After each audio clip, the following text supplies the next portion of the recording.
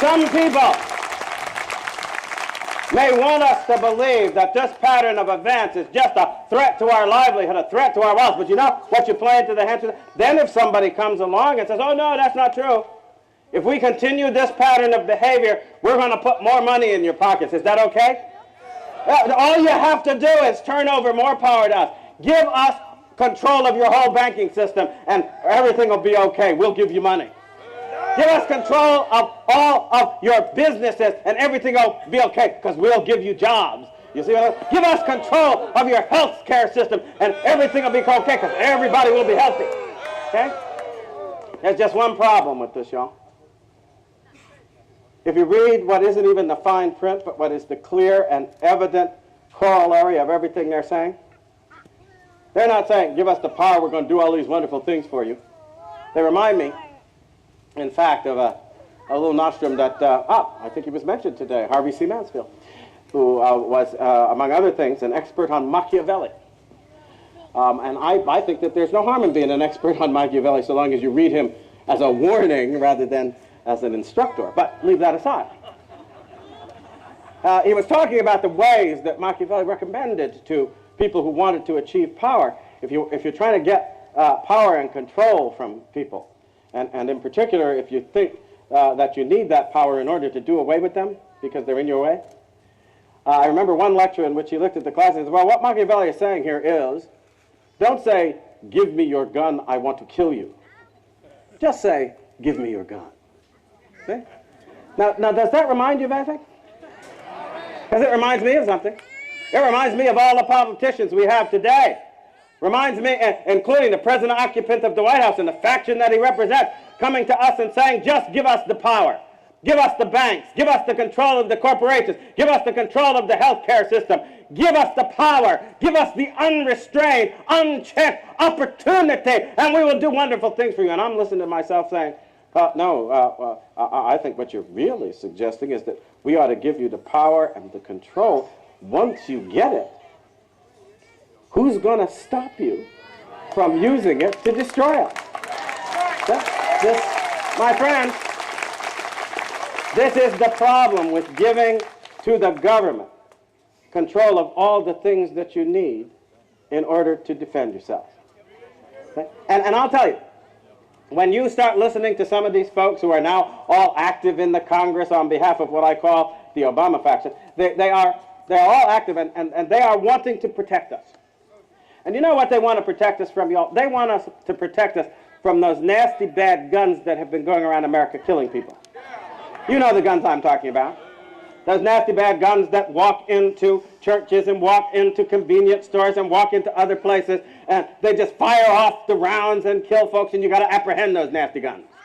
You've got to get those guns, and you've got to keep those guns out of everybody's hands, and then the killing will stop. The great problem is, as I used to point out to people, you can go down through the records of history, even in times that are not that far back. Look at Rwanda and places like this.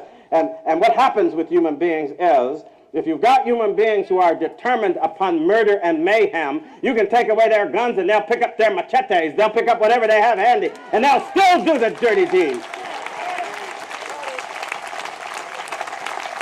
Best way in the world to understand this issue is to be simple and clear. Okay? It is not that we should give up our guns so they can protect us.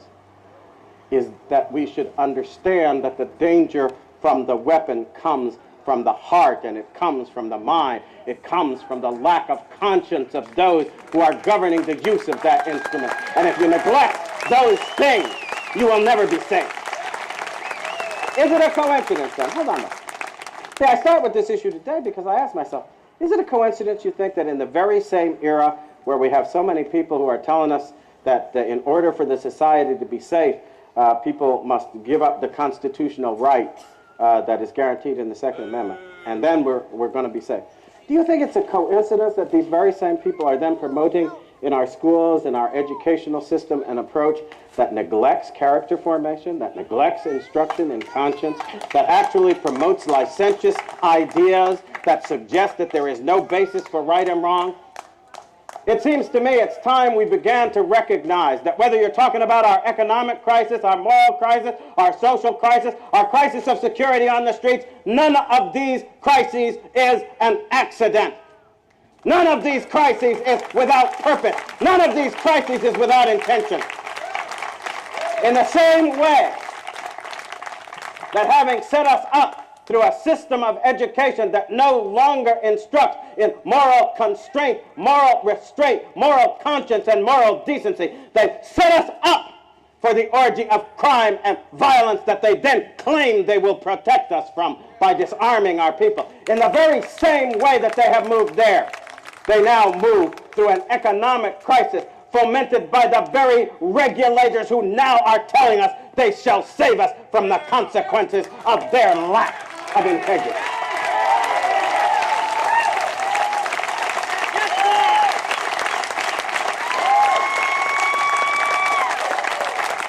I think it's pretty clear. Come on.